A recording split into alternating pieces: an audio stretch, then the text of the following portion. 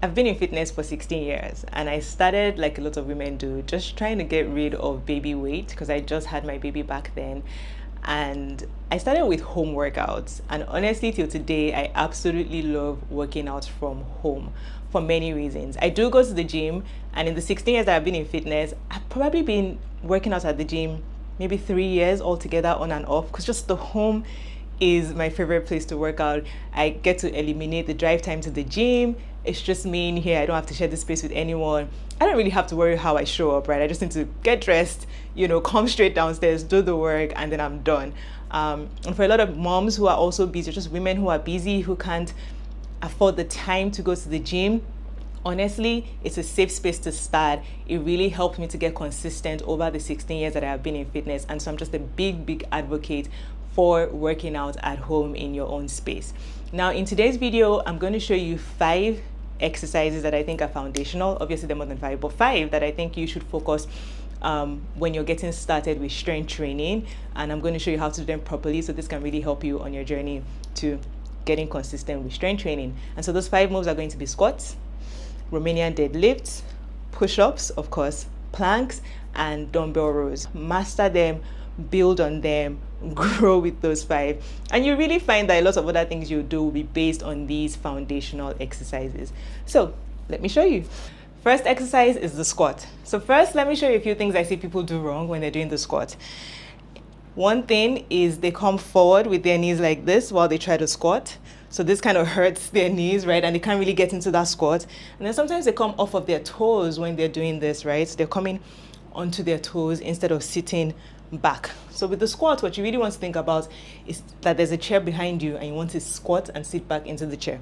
So I'm going to use a stool to demonstrate that. So first off, what you want to do is straddle your stool. All right, so you don't want to be here because this doesn't really give you enough space to sit back, but you want to straddle it this way. And from here, you want to really think of putting your weight in your heels. All right, do you do shoulder width apart or wide? Honestly, that depends on you. Yes, certain stances will work certain muscles more, but don't really worry about all of that while you're trying to get the basics right. What you want is, I prefer a bit of a wider stance just because my legs are long and it's easier on me. So figure out what works best for you. But straddle your stool or your chair and really just think about sitting back and down onto this chair. Don't relax so much until you don't, just like you're tapping your glutes onto the chair, and then you're coming back up. And you come back up by pushing your weight into your heels. Okay, so I just want to sit. You see how I'm not coming forward? You just want to naturally sit, squat onto this chair, and then come back up. So I'm going to show you this from the side. Straddle my stool, sit back. So again, I'm not rolling all the way back. I'm just sitting, and then I'm coming back up. I did this by keeping my weight in my heels and not on my toes. And that is your simple squat. And as you get strong in this, you can then add weights here, add weights up here. So let me show you with the weight. I'm just going to grab light weights to demonstrate this. You can hold it here to my side and squat and come back up. I can hold it up here to my shoulders and squat and come back up. So what you really want to think about is sitting onto a chair. And once you've mastered that, you no longer need your chair or your stool. You can then just sit back and come up. And sit back and come up. And that's your squat. Romanian deadlift. So first, let's talk about the most common mistake I see people make when they do the Romanian deadlift. The Romanian deadlift is a hinge movement, meaning what you're doing is pushing your glutes back. The mistake people make is they bend forward. Can you see the difference? I'm hinging back. That's the Romanian deadlift, but people bend over forward in an attempt to reach the floor. The point of the Romanian deadlift isn't to go as low as you can. This puts a strain on the lower back, and this is why people have that excruciating pain in their lower back. The point is to hinge back. So think about a wall or a door behind you, or maybe your friend, and you want to push her with your glutes. So I want to tap this wall behind me with my glutes. See how I need to have a slight bend in my knees here?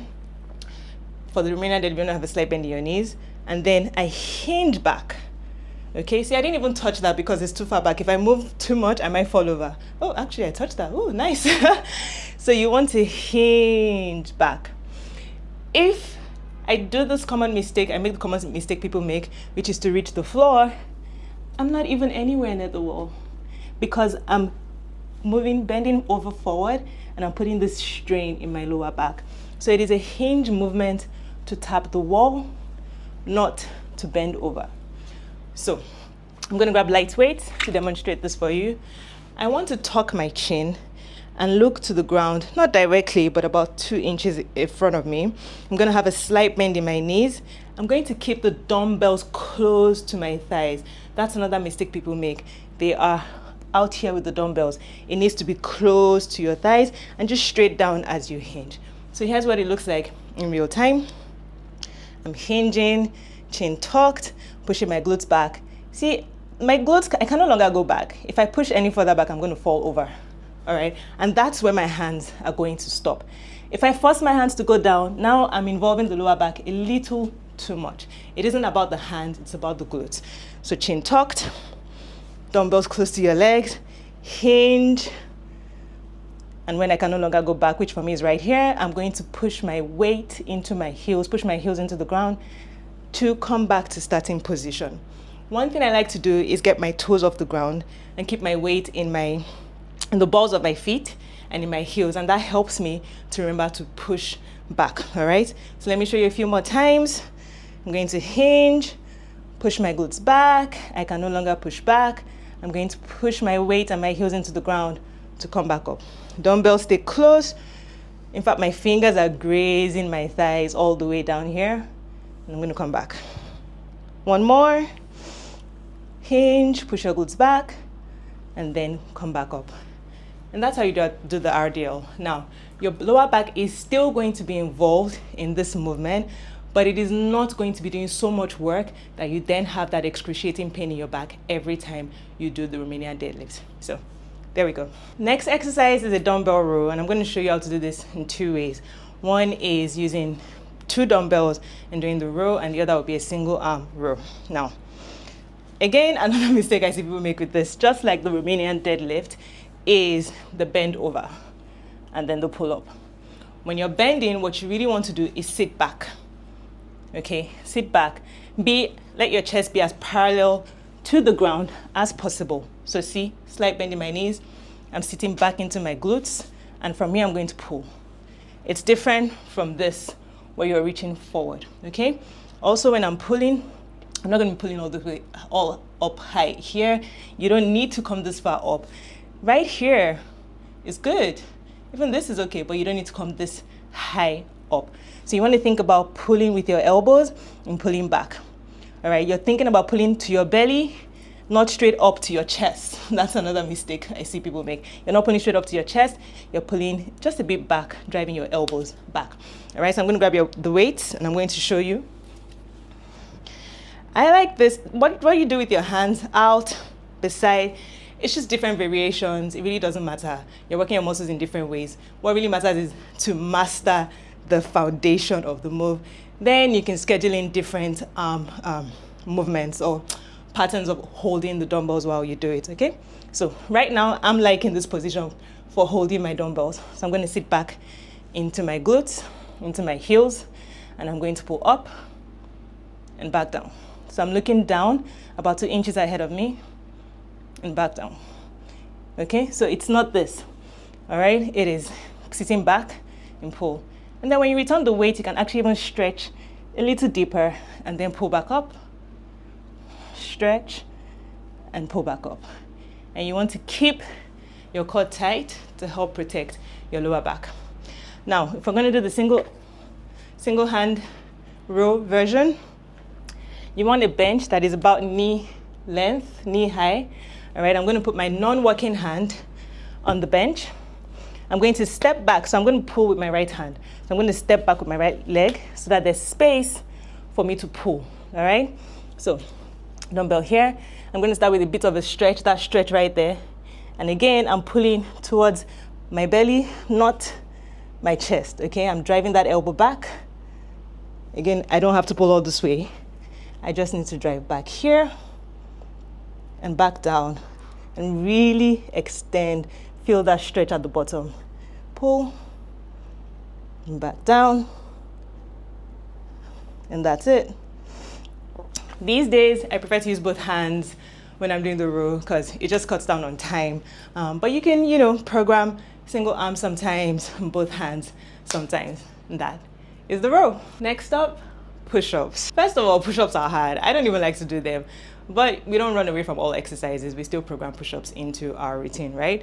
So again, I'm going to show you the most common mistake I see people make with push-ups, and that is this hand placement right here, where their elbows are coming out to a 90. See this? You don't want your elbows out this way. What you want is to rotate your arms in so you form more of a W. See the difference? And even if you're doing a wider stance, I prefer this stance, it's just easier for me. But even if your hands are out, you want a W, not here. All right, this isn't safe for your elbows or your shoulders. It's better to rotate your fingers inwards and have a W, okay? Now, you want to make sure that you're not having this arch in your back when you do the push-up. So you want to activate your core, engage your core. And how do you do that? You imagine that someone is about to punch you in the gut. And you're about to receive that punch, and so you engage, tense up those muscles so you keep them hard. And that's going to eliminate that arch that people get when they do the push-ups, and so your lower back isn't going to hurt as much, okay? You can take a wide stance with your legs. So wider stance is easier, this is harder, whatever works for you. But we're going to rotate those fingers in. We're going to come up into a plank, and we're going to come down and back up, all right? Like I said, push-ups are hard. I don't like them.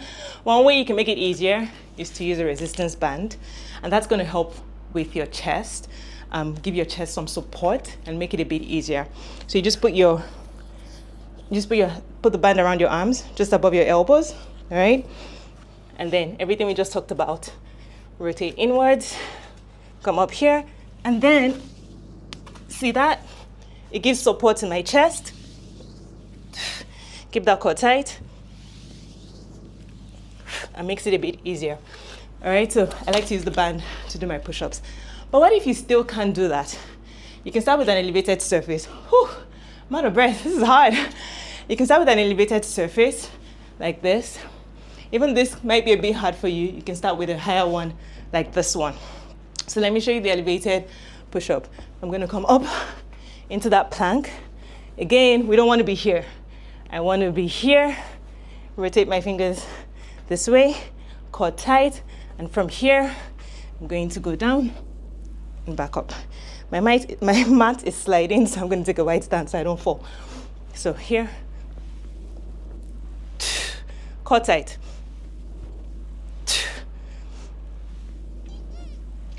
Okay? And like I said, you can use an even higher surface when you're just starting out, or even use a wall, but eliminate this 90 degrees here. Rotate your fingers and have more of a W. And finally, the plank. Now, let's talk about a few mistakes people make when they do the plank. We're going to do the elbow plank.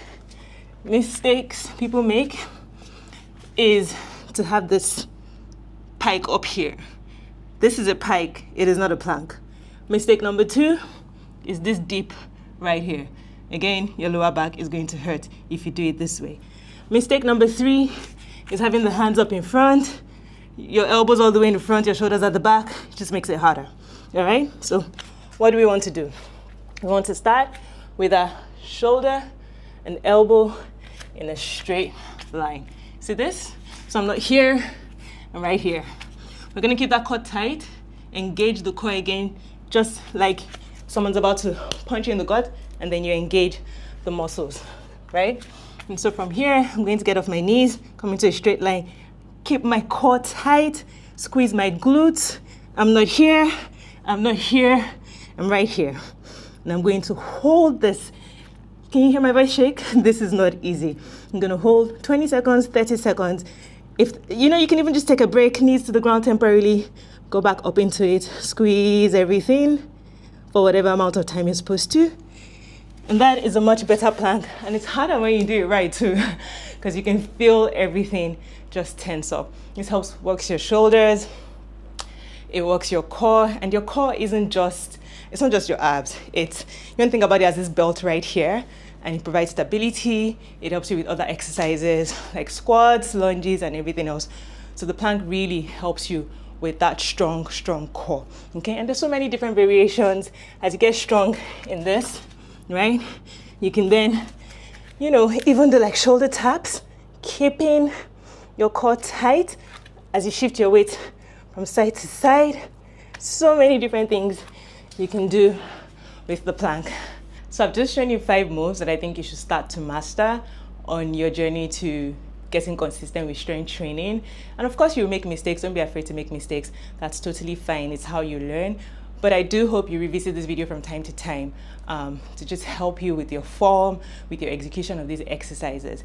Now, if you would like to do strength training consistently from home, you have no idea where to start from, I run a monthly group coaching program, a fitness program. It is called Fit, Strong, Thrive, FST for short. I will have the link to the details in the caption. Check it out. If you need help, don't know where to get started. Let me know what you thought about this video. Are there any particular moves that you find confusing and you need help with how to execute them? Let me know in the comments. Maybe I will do a video showing you how to do them properly.